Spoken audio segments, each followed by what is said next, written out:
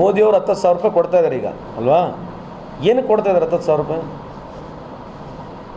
10,000 ರೂಪಾಯಿ ಎಲ್ಲ ಹೆಣ್ಮಕ್ಳು ಕೊಡ್ತಾರೆ. ಏನಕ್ಕೆ ಕೊಡ್ತಾ ಇದ್ದಾರೆ? 11 ವರ್ಷ ಆಡಳಿತ ಇವರೇ ಮಾಡಿದ್ದಾರೆ. 25ರಿಂದ 30 ವರ್ಷ BJP ಅಲ್ಲೇ ಇದೆ. ಎಲ್ಲಿ? ಬಿಹಾರ್ನಲ್ಲಿದೆ. ಕರೆಕ್ಟಾ?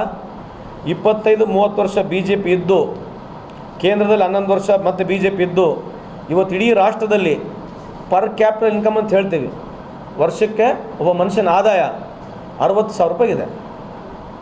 ಅಂದರೆ ಏನು ಅರ್ಥ ಇದು? BJP ಏನು ಕೆಲಸ ಮಾಡಿರ್ಬೋದು? ಒಬ್ಬ ಮನುಷ್ಯನ ವಾರ್ಷಿಕ ಆದಾಯ 60,000 ರೂಪಾಯಿ ಕೂಡ ಇಲ್ಲ ಬಿಹಾರ್ನಲ್ಲಿ. 11 ವರ್ಷ ಕೇಂದ್ರದಲ್ಲಿ ಮೋದಿ ಸಾಹೇಬರು, 30 ವರ್ಷ ಹೆಚ್ಚು ಕಮ್ಮಿ 25-30 ವರ್ಷ ಅಲ್ಲಿ ಅವರೇ ಇದ್ದಾರೆ. ಯಾರು?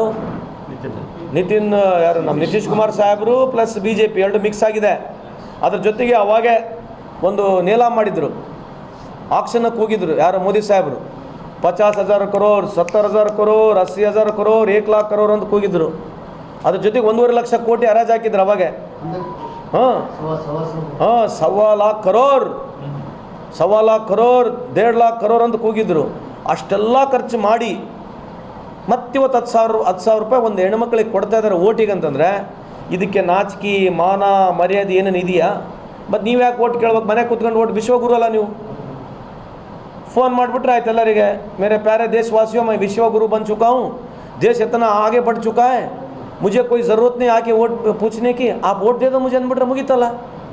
50 ಸಲ 60 ಸಲ 70 ಸಲ ಒಂದೊಂದು ರಾಜ್ಯಕ್ಕೆ ಒಬ್ಬ ಪ್ರಧಾನಮಂತ್ರಿ ಆಗಿರ್ತಕ್ಕಂಥದ್ದು ಬೇರೆ ಯಾರು ಪ್ರಚಾರ ಮಾಡೋಂಗಿಲ್ಲ, ಇವರೊಬ್ಬರೇ ಹೋಗ್ಬೇಕು. ಇವ್ರದೇ ಒಂದು ಫೋಟೋ, ಯಾವ ಮುಖ್ಯಮಂತ್ರಿ ಇಲ್ಲ, ಯಾವ BJPನಾಗ ಯಾರೊಬ್ಬ ಪ್ರಚಾರಕರೇ ಇಲ್ಲ.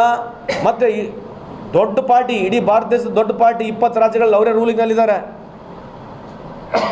ಒಬ್ಬರೇ ಒಬ್ಬರು ಇಡೀ ದೇಶದಲ್ಲಿ ಯಾವುದೇ ಪ್ರಚಾರ ಬಂತಂದರೆ ಗ್ರಾಮ ಪಂಚಾಯತಿ, ತಾಲೂಕ್ ಪಂಚಾಯತಿ, ಜಿಲ್ಲಾ ಪಂಚಾಯತಿ, ಅಸೆಂಬ್ಲಿ, ಪಾರ್ಲಿಮೆಂಟ್ ಎಲೆಕ್ಷನ್ ಒಬ್ಬರೇ ಒಬ್ಬರು ಪ್ರಚಾರ ಮಾಡೋರು. ಯಾರು?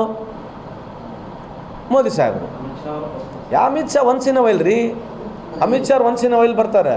ಮೆಜಾರಿಟಿ ಹೋಗಿ ಭಾಷಣ ಮಾಡೋರು ಯಾರು? ಪೊಲಿಟಿಕಲ್ ಭಾಷಣ ಮಾಡೋರು ಯಾರು?